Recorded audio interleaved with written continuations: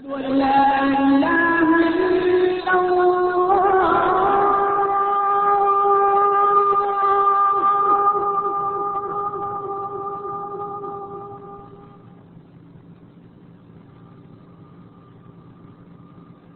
أن محمدا رسول الله.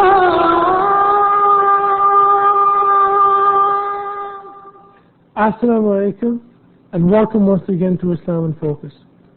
Today's program will be our 42nd on our series Jesus, the Beloved Messenger of Allah. It's our 9th on Trinity, Atonement and blood sacrifice. And our topic today will be on crucifixion. I'm your host, Rashad Mission, here once again from St. Mary's University's Dr. Jamal Badawi. Assalamu alaikum wa rahmatullah. How about a short summary, please, of last week's program? Sure. Last week we continued discussion or analysis of the concept of atonement as presented by Paul. We indicated that there is a problem with timing. Why did atonement take place 2,000 years ago, not before or after? We also discussed the fate of those who died before Jesus was born and the theological difficulties faced in answering that question by Christian theologians, and how finally many of them concluded that believing in the blood atonement of Jesus may not necessarily be the sole and only universal way of salvation for all. We also indicated that there is no reason to defend Paul's theory of atonement, because God could have forgiven and could forgive mankind anytime directly without having to go through any roundabout ways of doing it. We also confirmed that by referring to some Christian scholars who themselves admitted that blood sacrifice was not an absolute necessity for God's forgiveness and showing of His love and mercy. And we indicated that from the practical standpoint, the blood sacrifice of Jesus, peace be upon Him, did not really remove the effect of original sin in view of Genesis chapter 3 verses 16 through 19, because the world is still going as it is. That even if we look at it as giving power to overcome sin, we notice that there are those who believed in the concept of atonement, even popes, but committed sin. And there are those who did not believe in the atonement, and also they repented and had very good and major change in their lives, which means that believing in that theory of giving power is independent really of what actually happens with people who believed or not believed in or did not believe in this particular doctrine. But all of that again was on the assumption that Jesus was indeed crucified. And that itself even is subject to more careful examination question. Well, thank you.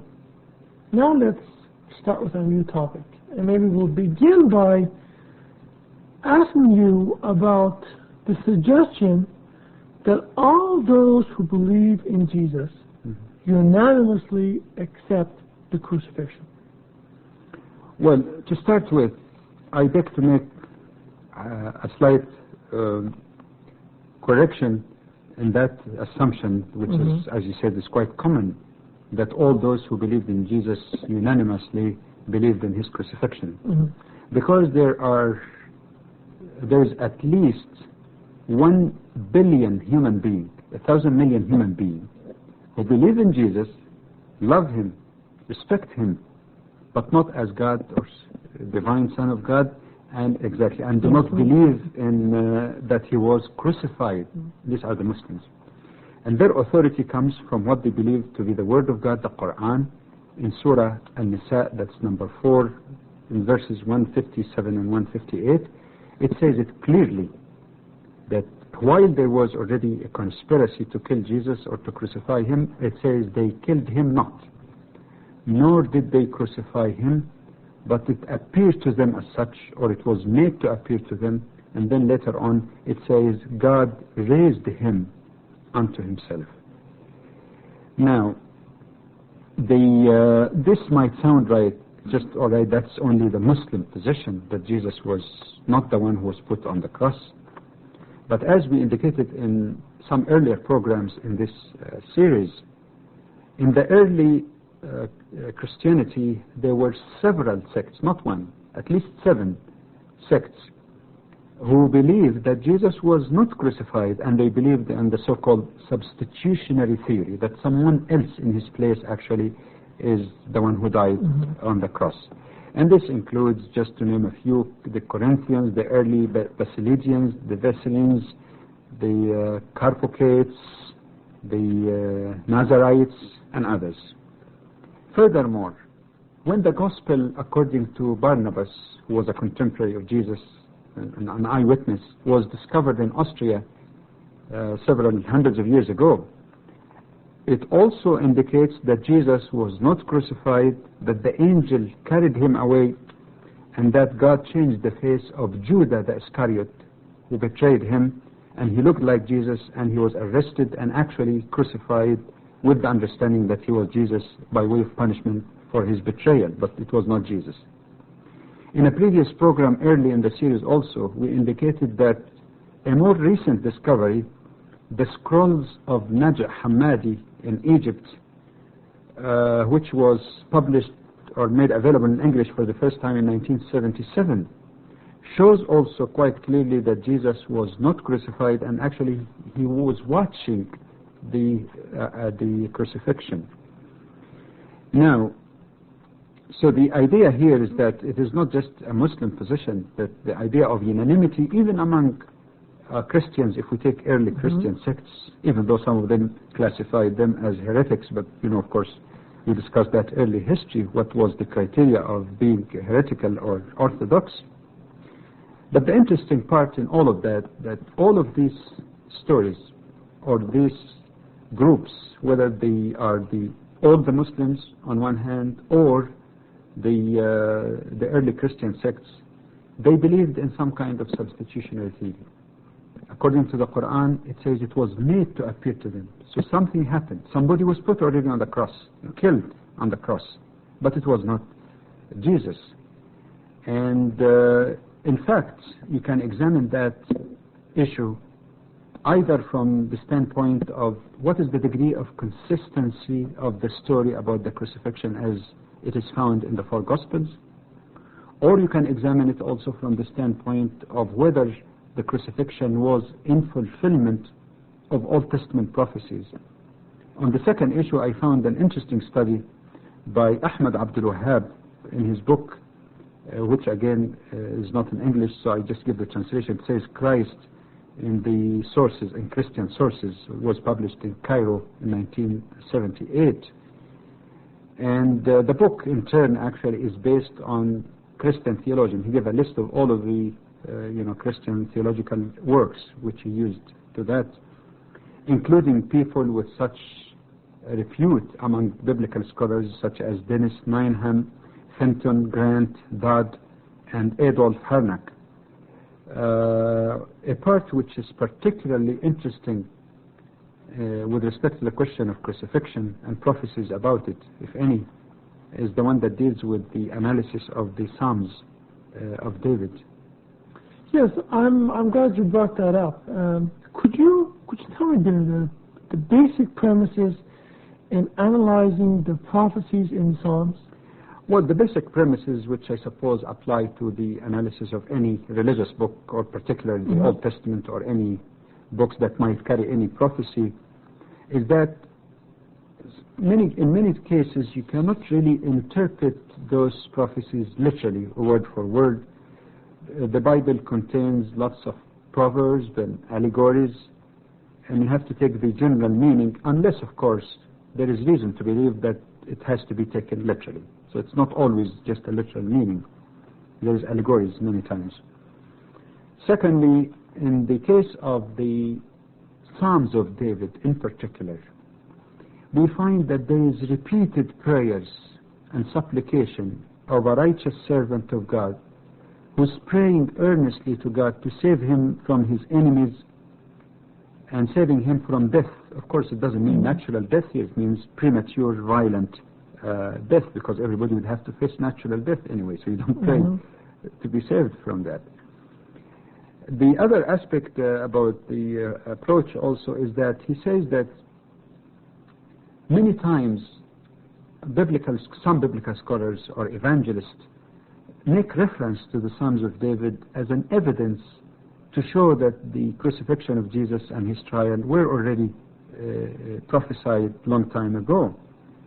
And he says, well, if this is the case, then those references, those Psalms, must be consistent in giving that picture that it was Jesus actually who was crucified.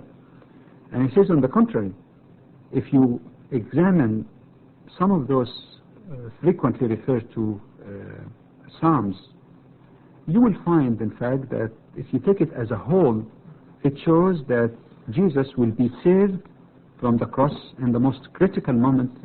In some of those Psalms even, it may indicate that someone else even will be crucified in his place. Let's analyze a few of these prophecies, in particular those that claim to refer to the crucifixion of Jesus. Maybe you can just start off with some examples. Okay, I'll try again to be as fair as I can and not just giving counter evidence. I'll try to be fair also by presenting the evidence normally presented in this respect. Maybe not necessarily everything, but I'll try my best. But it has been noted that many evangelists and biblical scholars keep repeating or referring to the Psalms of David, Psalm number 22. And this is not new, because other gospel writers also made reference to that particular Psalm, at least 22 as it appears in our presently available copies of the Bible. We find that Mark, for example, the writer of the Gospel, referred to it in chapter 15, Matthew in chapter 6 and 27, Luke in chapter 23, John in chapter 14, whoever wrote the book of Hebrews, possibly Paul, in chapter 2 and in chapter 5. Now, let me give one of the basic evidences that they present as predicting exactly what happened. In the very first verse of that Psalm 22, it says, God, God, why have you forsaken me? I'm sure for many of our friends among the viewers, the first thing that clicks to mind is the words attributed to Jesus on the cross, exactly the same words, God, God, why have you forsaken me? That has been quoted in Matthew chapter 27 and in Mark in chapter 15. Now, another or additional points even that I noted that may be presented as an argument for the prophecy about crucifixion is that in verses 6 to 8 of the Psalm 22, it speaks about someone who is scorned, mocked at by others, and he's told that, he's committed to God, let God save him. And again, many would immediately connect that with the gospel according to Matthew chapter 27, that Jesus was scorned and despised, at the time when he was taken to be crucified. We notice also that the Psalm speaks about a person whose enemies are going to divide his garment and cast lots on his raiments. And some would say, listen, this is exactly what Matthew said in chapter 27, especially verse 35. In verse 14, that person complains that his bones are out of joint and that it could be counted. And they say, well, this definitely applies to the crucifixion because the body is hung so you can really count your ribs. And more interestingly, even in verse 16, that person is crying and he says that they pierced my hands and my feet, which they say that's an obvious reference to crucifixion. While it might sound quite interesting and might sound a very clear analogy between the wording of that psalm and the story of crucifixion as described in the Gospels, it is totally out of context. Not according to Muslims, but according to such respected biblical scholars like Dennis Mineham and others. Why? That psalm actually does not describe something that will happen in the future, but it actually describes something that already has happened in the past. And it has been referred to in the Old Testament, especially in the 1 Samuel in chapter 27 and chapter 30 also, 1 Chronicle in chapter 12. To be very brief, it describes the trial of David and his conflict with Saul, the first king of Israel.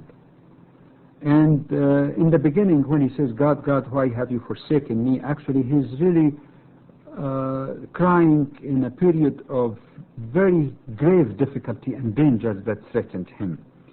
That is why he describes his situation and say that the bulls of Bashan has surrounded me. To express his extreme distress and the enemies surrounding him, definitely he describes that his bones are out of joint. Of course, when you're afraid, when you're really in a distressful situation, you can express that your bones are out of joints. He also describes in addition that his strength has already dried. And according to historians, this happened when the Amalekites invaded the city of Ziklag. They burned the whole city. They took the women and girls as captives, including the two of David's wives. At that time, the people of Ziklag were very angry and very sad, and all of them, including David, of course, were crying until, according to the Bible, they could not cry anymore. And some people were so mad, even against David himself. They thought that David brought all this misfortune to them. They thought that they should stone David. It is under these circumstances that David was distressed and crying and seeking the help of God. Those who wish to check that, for example, in a very brief way, you can refer to the first book of Samuel in chapter 30, verses 1 to 6, where there's a very prolific description of the kind of distress through which David was going. Now, with this kind of background, with this kind of historical event, then David, when he says, God, why have you forsaken me? I am scorned and despised, because people wanted to stone him.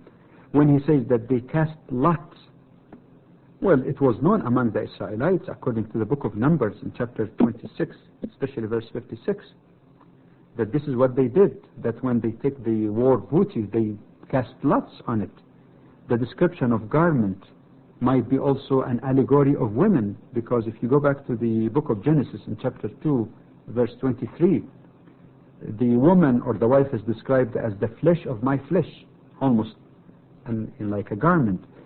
So they cast lots on the wives of David and the possession of other people of the city of Ziklag. In brief, then, the psalm has nothing to do with the future. It simply describes an actual historical event which has already taken place in the life of David, according to the books of the Old Testament itself. Dr. Bell, that's a very complete and very good answer.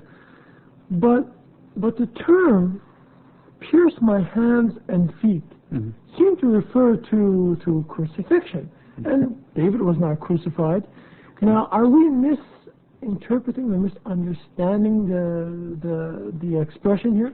I don't think so, because you see, when you use the term or expression, they pierced my hands and feet, which is an expression of great pain. It need not necessarily be literal, as indicated earlier. As you mentioned before, it is not the first time that the Bible used some of these allegories. This is simply an allegory to express pain. Ahmad Abdul Wahab, for example, in page 231, gives an example elsewhere from the Bible. In the book of Deuteronomy, in chapter 28, verse 13, we find that God purportedly is threatening the Israelites that if they continue to disobey Him, that the heavens above them will be brass and the earth underneath them will become iron. Well, at no time was the sky turned into brass or the earth turned into iron, not according to the Bible, even though the Israelites continued to disobey God. So again, it need not necessarily be literal in that sense. But even if we take piercing hands and feet in the literal sense, that they pierced my hands and my feet, it applies again to the extreme suffering of Prophet David because of the invasion of the Amalekites. What piercing more could you expect, when the women and the children are taken captives by the invading army. But what is more important than all of that is the term pierced. And it is interesting to notice that in the original Hebrew version, the word pierced does not exist. It does not exist. In fact, instead of that, it says like a lion, but it doesn't say pierced. Any viewer who has an access to the revised standard version of the Bible may verify that.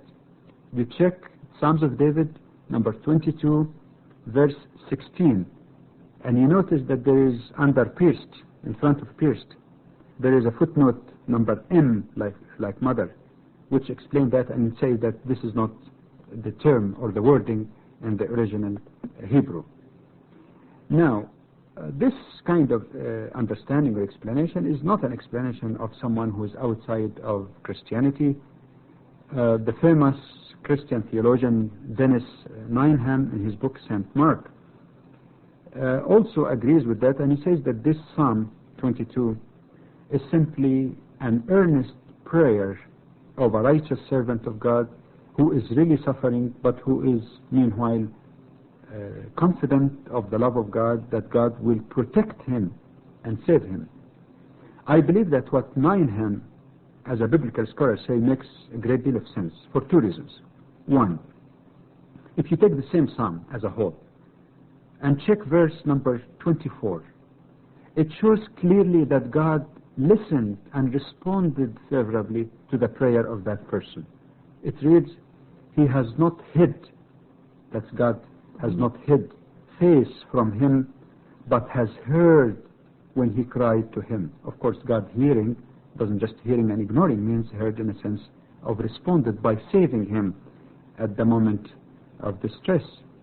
The second reason, if you look into verse 26, it also emphasizes that the afflicted will eat and be satisfied, and it speaks also about praising the Lord as a result of that. That could hardly apply to someone who died on the cross. See? So what we're saying basically that psalm, obviously, even though there might be some interesting similarity in wording, but the context is quite different.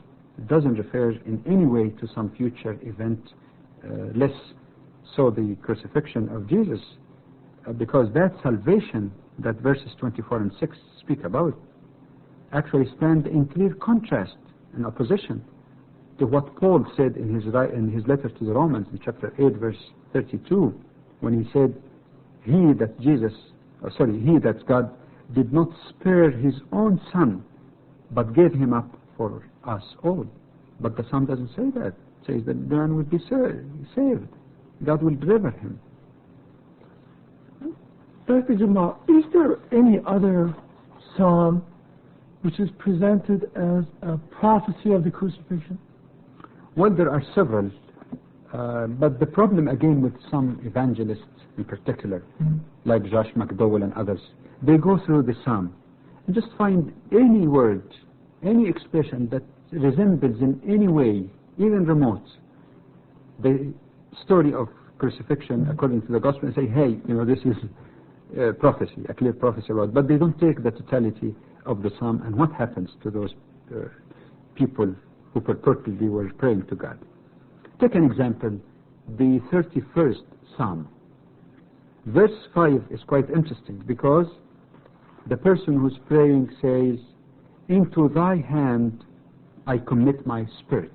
Into thy hand I commit my spirit. And say, look, this is identical to what Jesus said on the cross in the gospel according to Luke chapter 23 verse 46. He said exactly the same thing when he was dying on the cross.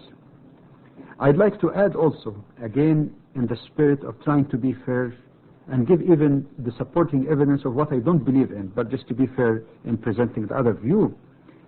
When I read it also, I found that you could still also argue, if you were picking and choosing, that this person who was praying to God will be a scorn for his enemies and adversaries in verse 11, that those who will see him in the street will run away from him, and you could say, yes, this is what happened. Jesus, was alone, he was scorned, and his disciples even ran away from him. They were afraid. that it says that the enemies are plotting to take his life in verse 13, and we could go on and say, all right, yeah, there are some similarities there. Now, if we were to take this Psalm 31 through this method of picking and choosing the parts that suits the crucifixion, then we can also find ample evidence that that righteous servant who was crying and seeking the help of God and deliverance was indeed saved and not crucified. There are a number of reasons, and again it's based on the same Psalm. 1. In verses 1 and 17, it indicates that that fellow or that servant who is praying to God, he's praying never to put him to shame. Never to put him to shame. And let us remember that the greatest shame among the Israelites is to be hung on a tree. According to the book of Deuteronomy, chapter 21, verse 23, they consider anyone in that position as cursed. What could be more shame than that? Secondly, he is praying to God to deliver him from the hands of his enemies and his persecutors, in verse 15. He is also indicating or praying to God to take him, notice here, out of the net which is hidden for him. Verse 4. The net that was hidden for him could possibly mean the kiss of Judah, who betrayed him. All right? In verse 17 also, it shows that God will put, that the wicked will be put to shame. Could that possibly be a reference that the shame intended originally for Jesus by crucifixion actually was put on Judah and he was crucified in his place? But what is more important than all of that, because you can argue it both ways, is that it is impossible for someone who is a sincere servant of God, let alone a person with high status and stature like Jesus, peace be upon him, that he will be rejected by God. And this is precisely what the verses 7 and 8 of that psalm indicate. Let me quote it. It says, I will, that sincere servant prays and says, I will rejoice and be glad for thy steadfast love, because thou hast seen my affliction, thou hast taken heed of my adversities. See, he says that God has already taken heed of his adversities and has not delivered me into the hands of my enemies. You saved me, you see, from the cross. So if we take the Psalm 31 as a whole, we will find that if it applies to Jesus, or if we assume that it applies to Jesus, it means that God responded to him, did not save him, did not deliver him to his enemies, put the shame on those who plotted against him, Judah, and that Judah was the one who was put on the cross, and not Jesus. That's very interesting. There's a suggestion that it was Judah who may have possibly been crucified in the place of Jesus. Is there any other corroborating prophecies to this effect? Yes, indeed. First of all, we have mentioned already in the discussion of the 9th Psalm of David, especially verses 3, 5, and 6, that the righteous servant speaks about the destruction of his enemies and saving him from the gates of death, that is in the most critical moment. We have seen that in the analysis of Psalm number 31. We find it also in numerous others. Take one, for example, Psalm number 34. Again, it says, let the afflicted be glad. See? It talks also about God answering the prayer of that afflicted person. In verse 6, it says that God saved him and that the angels encamps the person who fears God.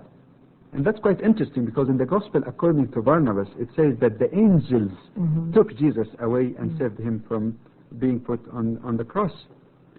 I noted also that in verse 20 of Psalm 34, it says that God will protect or preserve all his bones, not in the sense that John said in chapter 19, verse 34, but to say that God saved him, that not even a bone was broken, means not that the soldiers did not break his leg, but it means that he will be saved intact. And this is only some of many Well, thank you very much. We seem to have run out of time. This is just fascinating. Thank you all for joining us here in Islam in Focus. As always, your questions and comments would be most appreciated. Our phone number and our address will be appearing on your screen. From all of us here in Islam in Focus, Assalamu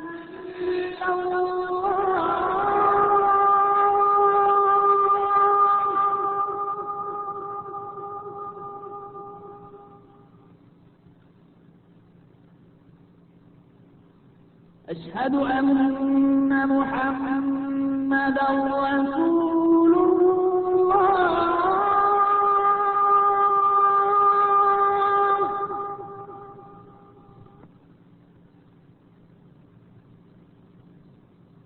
أشهد أن